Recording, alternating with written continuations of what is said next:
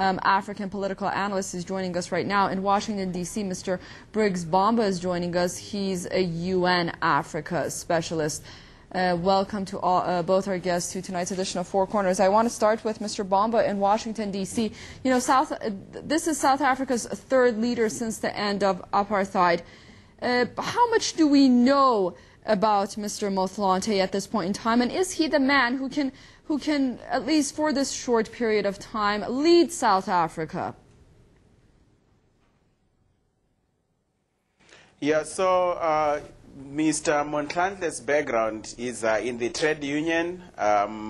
He was a member of the Mining Workers Union from the time that he was released from Robben Island, the prison where he served with Nelson Mandela, and he rose through the ranks of the unions to become the Secretary General, and also rose through the ranks of the ANC to become its Secretary General, later Vice President, and now having risen to become the President.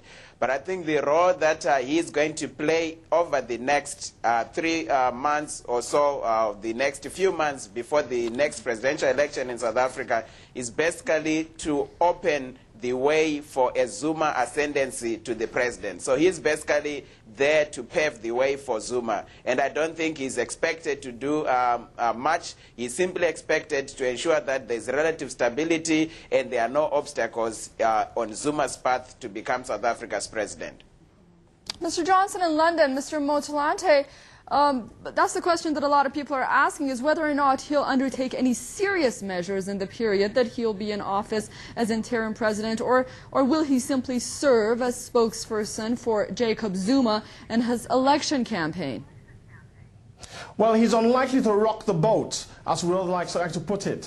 He's there as a gatekeeper pending elections next year. And he's meant to be the smooth tool that would ensure that the ANC sort of glues itself back together after this clear shift and breakup of the party between one camp with Jacob Zuma and Thabo Mbeki on the another camp. But in saying that, clearly the fiscal policies that have been followed thus far over the many years by the Mbeki government have been very successful, because, and of course it has opened up liberalization trade. It has meant that a lot of businesses have gone to South Africa to trade. But the problem has been that it's not been translated into how the poor masses can benefit from that liberalization, that enjoyment of all the credits that have come to that country.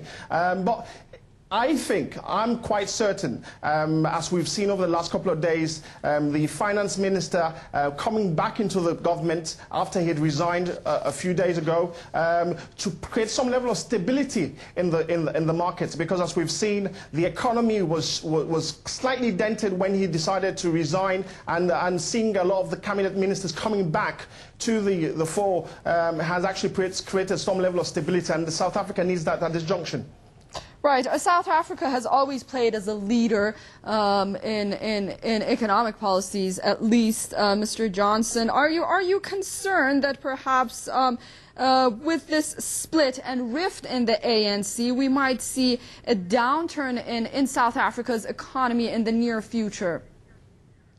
Well, there's always that possibility. Clearly, we've seen a split. I mean, we've had all sorts of excuses saying that this is the route to democracy, it's been orderly, but it hasn't. It's been chaotic. But as to whether we may see a complete split, whereby we may see a new faction within the ANC coming up who would want to stand against one another in the forthcoming elections next year, I think time will tell. But the signs are on the wall, clearly, that a lot of the heavyweights of the Thabo Mbeki regime are not prepared to work with the present president, and that's a major problem. And how he's going to heal the wounds, how he's going to keep the party together, and there are various factions within the ANC who are waiting in the wings to destabilize even further.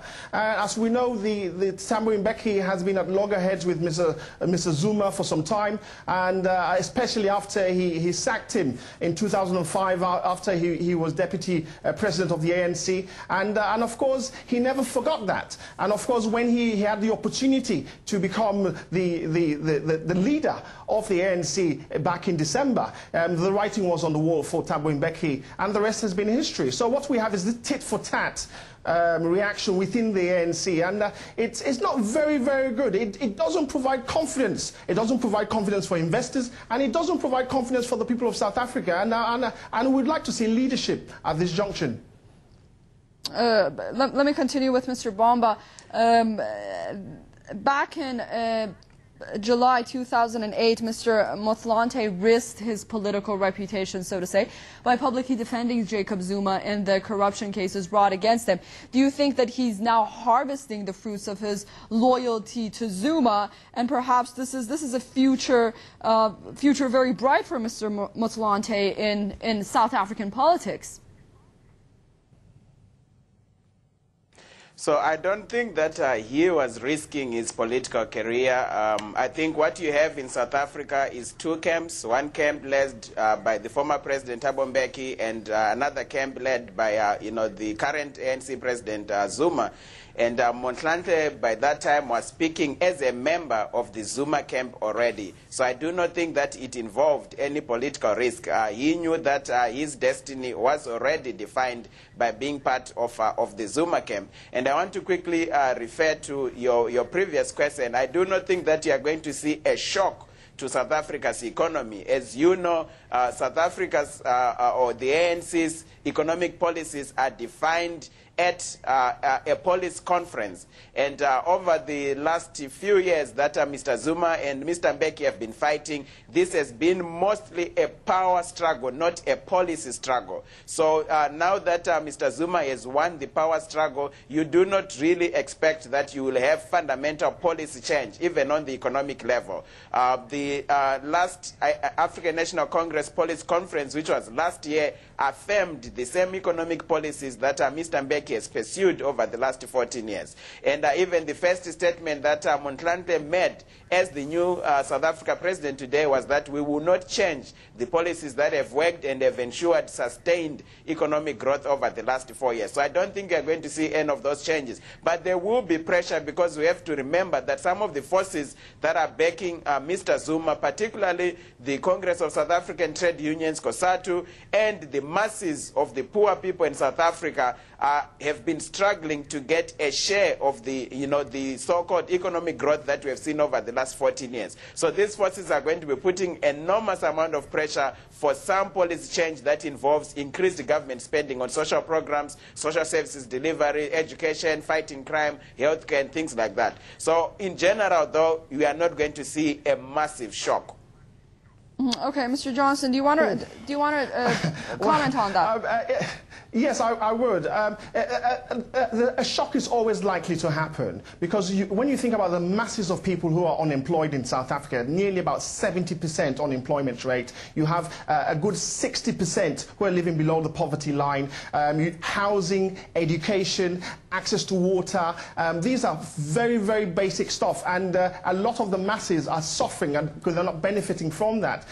If you're going to distribute the income, and you've got to take it away from something to give it to the poor. So if the policies are being followed strictly to the letter as to where, based on how Mr. Mbeki has been operating over the last many years, then you're unlikely to distribute the income straight to the poor. You have to be able to change the strategy to be able to siphon money from somewhere.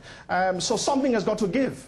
You can't have it both ways. And my gentleman in Washington, my fellow in Washington, is saying that you can have it both ways. I tend to disagree, because the strategy clearly hasn't worked in the interest of the poor. And that's what fundamentally the ANC is all about: giving back to the poor, finding jobs, giving the empowerment for them to be able to take control of their lives. And in fact, the president himself, Thabo Mbeki, admitted in his final speech clearly that he had failed on that. And what does this mean for the future? Yeah, for the future of the ANC, Mr. Bomba? Well, the ANC is the oldest political party on the African continent. It's a party that is thoroughly rooted in the politics of South Africa.